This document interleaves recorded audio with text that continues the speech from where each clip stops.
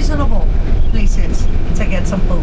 Yeah, I know it's expensive here, like super expensive. Yeah, like Waikiki. Yeah, Waikiki super expensive, guys, and I know that. So over there at Rainbows, they start at like $7, and the most expensive plate there is the barbecue mix plate, which is 17. Okay, and great, and it's local food. How you can tell local food, folks? It comes with 2 scoops of rice and a potato macaroni salad. That's how you know it's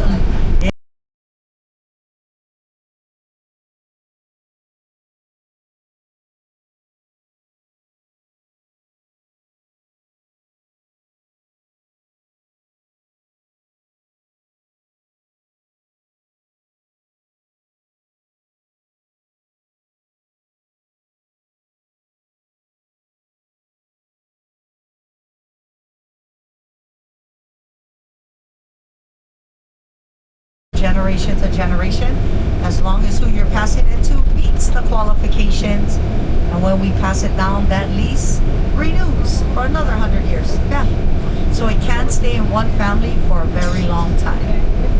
Now, if you folks already don't have them out, take them out, your cameras, whatever you're going to use to take pictures with. We took the turn and we're heading up into Punch Bowl Crater.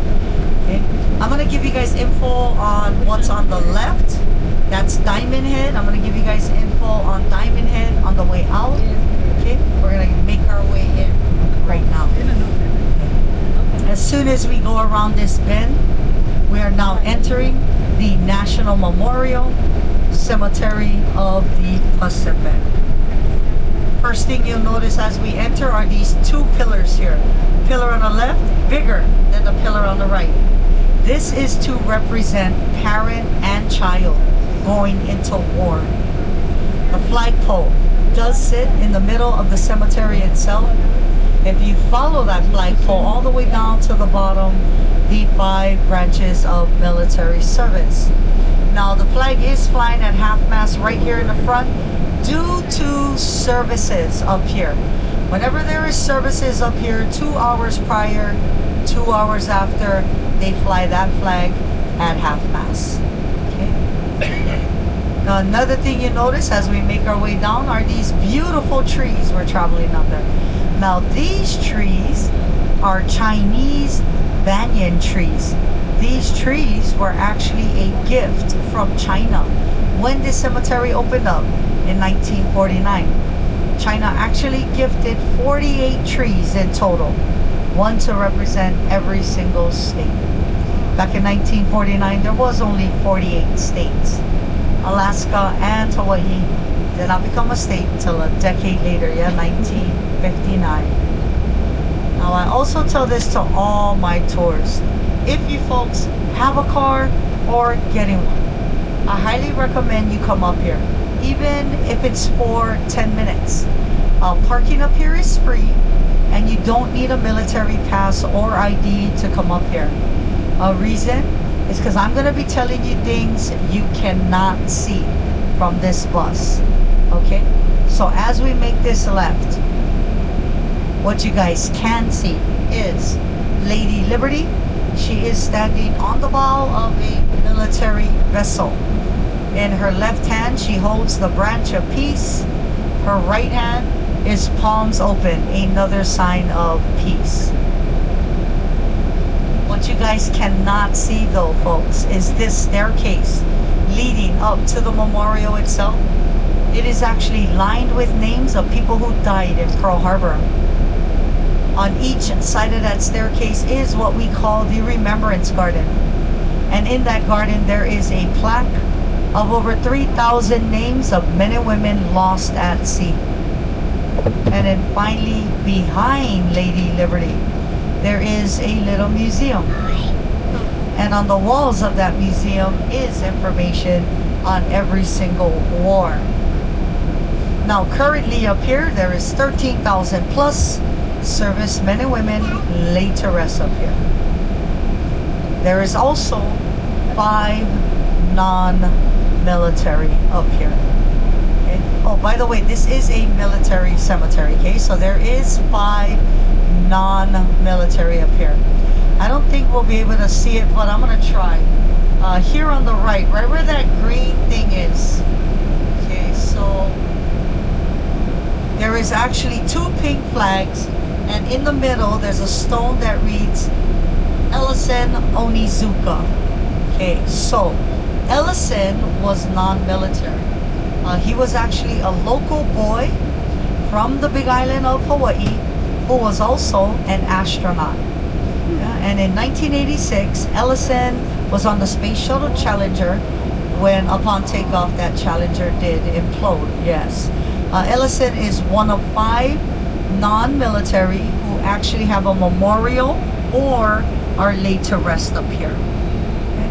And it is because of his ties to the state of Hawaii and also his occupation. Yes. Now, if you guys make it up here, I highly recommend checking out Museum number 2. It's actually off to the right side of the bus. You guys see those tunnels there? It's above those tunnels. It's actually in the form of a lookout. At that lookout, there's about 25 plaques with pictures and information on Punch Bowl Crater from 1905 to 2005. Because prior to this being what it is today, the United States military actually occupied this crater. It was a very big communications area up until 1948. Today, you folks see, none of that exists here in the crater. Its sole purpose is what we see today. Okay? Now, as we make our way out of Punch Bowl, if there is anyone on my bus, retired, military, a veteran, dependent of a veteran, you folks active duty, or you guys have kids, friends, family members in the military, I personally, folks, would like to thank you guys for your service. Awesome. Alrighty. Okay, fam. Right side of the bus, way out there. Okay, that's beautiful Diamond Head Crater. Diamond Head Crater, folks, is home to the Diamond Head Hike. The Diamond Head Hike is the most popular hike we have on this island due to its location. It's the hike closest to Waikiki. So, because of that, they actually partially paved that hike and started charging people to do it. Yes. Yes. So that charge is $5 per person. Yeah. Now, also, sorry guys, post-pandemic. So in 2021, when the state opened up, Diamond Head also implemented a reservation policy. So you have to make a reservation now in order to go up and do the hike. Okay, they open up at 6. Last hike up is at 4 because they do close at 6. Okay, now there is parking in the crater, and of course, again, post-pandemic, they started charging people to park. Okay, so yes, and that parking is separate from your hike. Okay, so party of 2 with a car, it's $10 per car plus $5 per person, total 20 smackers to go torture yourself. Okay, yes. And yeah, not only that, you got to go ahead and make a reservation to torture yourself. There you go. Bring a lot of water. Okay, bring a lot of water. If you don't have a hat, I would highly recommend buying one and wearing it. Okay, because yeah, it does get hot. Okay, and then wear comfortable shoes and clothing. Okay, because yeah, it's to me it's not easy, but yeah, some people, because they hike all the time, they say, oh yeah, I know it's easy. And lastly, there's a lot of stairs. Yeah, a lot. 327, and they're all up at the top. I've attempted to hike one time in my life, guys, once. never again. And I did it when I was 17, so that was like 6 days ago. Yeah. Yeah, right. I wish. My knees are telling me opposite. Yeah, no, I did it when I was 17, attempted it anyway. And I was a senior in high school, and I never even completed it, guys, because of the stairs. Yes. Yeah. So when I did it though, it was dirt and rocks. Yeah, so it was a little bit more challenging when I did it. So you go up a couple of steps, you're sliding back down more steps than you go up, you know. So, and by the time I got to the stairs, I was just over it. You know, I went up probably 5 and said, what the, and went back down and went surfing. Yeah, never completed it. Yeah, and never attempted it again. Never did. Even when they paved it. You know, there's a lot of stuff here in Hawaii that Hawaiians, you know, we can do without a charge. Okay, you know, they charge visitors. Stay here for a little bit, okay? So as we pull up, folks, take notice of a couple of things. First off, there is a dome-like structure on this side of the Capitol. There's actually 2, one on each side. And those dome-like structures are to represent volcanoes.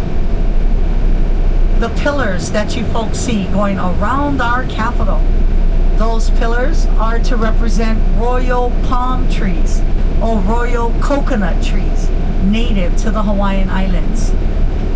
Our Capitol is also surrounded by water. I'm going to pull up right over here so there's no poles in the way. Our Capitol is also surrounded by water. That water, unfortunately, we can't see it. It's behind these boards with the flowers on it. They did find a leak. That's one of the big projects that they're repairing here at the Capitol. Okay. Now the water made to represent the Pacific Ocean. And then lastly, if you walk directly in the middle of our Capitol and look up at the sky, it is like you're looking up at the sky from inside of a volcano. Our state seal sits right in the middle of our Capitol, State of Hawaii, 1959. Hawaii actually became the 50th state August 21st, 1959. And on the bottom of our state seal is our state motto, and it reads, Ua mau ke ea o ka aina I ka pono, which means the life of this land is perpetuated in righteousness. Now there's a statue right there in front of our Capitol, and that statue is of Father Damien, known today as Saint Damien. Father Damien was actually a Belgian priest that came here to Hawaii, and he dedicated his life to helping a group of Hawaiians with the disease called leprosy.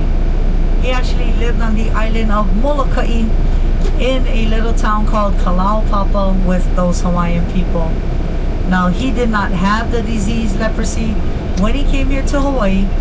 He did later contract it and die from it. So we honor him and his love for the Hawaiian people with a statue right there in front of our Capitol. Now, as we pull out onto the road, right side of the bus. So this, folks, is Washington's place. Washington's place is home to our governor. The governor for the state of Hawaii today is actually an emergency room doctor by the name of Dr. Josh. Washington's place is also, folks, a museum open to the public. You can do a tour. It is absolutely free. Kicker, they only do it 1 day a week now. It's only every Thursdays. You have to go online and you have to make a reservation, and that's Washington's Place, Honolulu, and that website that comes up. Okay.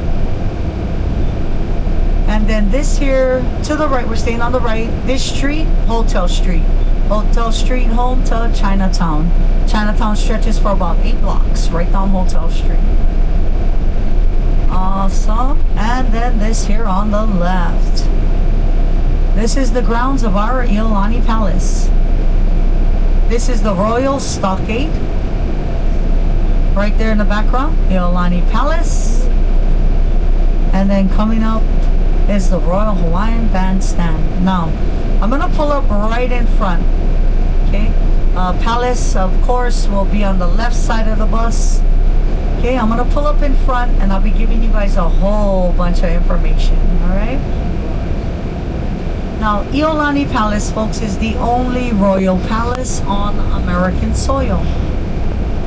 It was home to our kings and our queens up until the big overthrow of 1893. In 1893, Hawaii became annexed to the United States. In the 1920s, we became a territory of Hawaii. And then in 1959, you folks all know, we became the 50th state. So I'm going to pull up right here in front. You guys can get some nice pictures. Iolani Palace today is a museum open to the public. Yeah, it is open. Okay, now, I highly recommend making a reservation. You don't need to, but I highly recommend making a reservation and doing the tour with a tour guide. Okay, it is about $12 more than the one without, but it's so awesome. It's a complete tour, guys, and they actually take you where the other one doesn't. You actually get to go into the attic, the basement, which is archives, and the prison, guys, for $12 more. There you go. So it's actually a really awesome tour. I loved it. Yeah, go check it out. And that's spelt, okay? So get on the website. It's IOLANI,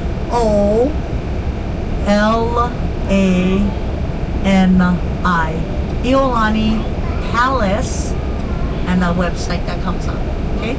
Now, here's an interesting fact about our palace. Our palace actually had running water, a working telephone, electricity, and a working toilet before Buckingham Palace and the White House. Ah! And then right side of the bus, you guys see him? That's King Kamehameha's statue. Yes. Now that statue is a lifelike statue of Kamehameha the Great. How big he was, how tall he was, and what he actually wore on an everyday basis after becoming king. Yes. That statue, folks, stands 7 feet 3 inches tall. He was a big dude. Yes, that building that's behind the statue, that's Ali'i Olani Hale. And you guys might recognize that building from that famous TV series. Yes, Hawaii Five-0. It was never police headquarters, folks. Never has been. It's always been home to our Hawaii Supreme Court. It was actually built right around 1870. And since 1870, yes, Hawaii Supreme Court. Awesome. And then we're going to take a left here, but this, because we're at the traffic light. On the right, you guys see this? Oh, with the wrong time. This structure right here. So this is a church. This is Kauai Ha'o Church. This church is the first church of Oahu. It is also super unique. This whole church is made fully of coral. Over 14,000 slabs of coral was brought to this location to build this church. It is one of 6 today on the island of Oahu that still does services in English and Olelo, which is Hawaiian language, and it is a Hawaii Church of God, and it is open to the public, folks. Okay. Awesome. And then we're gonna make our way right back to the freeway, and then there is just one last thing I do want to share with you guys. I want to share with you folks as we make our way up. Okay, now a lot of people ask, is there programs, of course, for Native Hawaiians? Yes, we have a bunch. Education, we have schools, we have education programs, we have grants, we have housing, and then we have this on the right. So this is Queens Medical Center or Queens Hospital. Now, Queens Hospital is a hospital that is funded by the Bernice Pauahi Bishop Estate. Now, who was Bernice Pauahi Bishop? Okay, so she was a queen here in Hawaii. She married Charles Bishop, a very wealthy British man. Together, they had no kids, none. Okay? Now, in Bernice's last will, she stated she wanted all her funds, money, land, and of course his, to go into a trust to benefit Native Hawaiians. Okay, so they built a whole bunch of stuff. Now, Bernice also owned a lot of land stretching from the ocean to the mountain. Okay, so they utilized those lands very carefully. Yeah, Hawaiian Homestead, you know, Kamehameha Schools, and then this right here, Queens Hospital. Now, if I did not have medical, here's how it works for me being Hawaiian. If I did not have medical, and I needed, I'm gonna go with something repetitive, okay? And I needed dialysis every Monday, Wednesdays, and Fridays. And I did not have the funds or medical to pay for it. I can go to Queens and they will treat me and continuously treat me and not charge me. Yes, it is something stipulated in her will, so they honor that to this very day.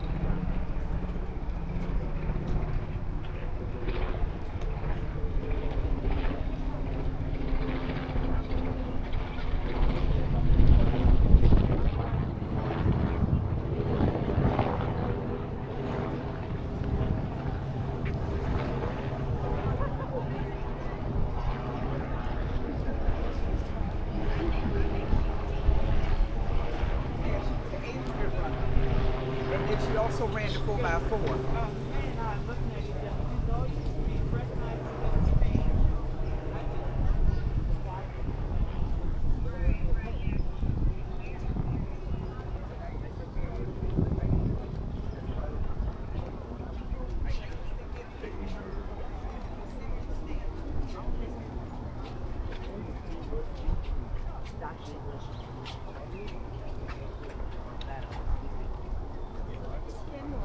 She could have taken me again, and then she did it. She did it.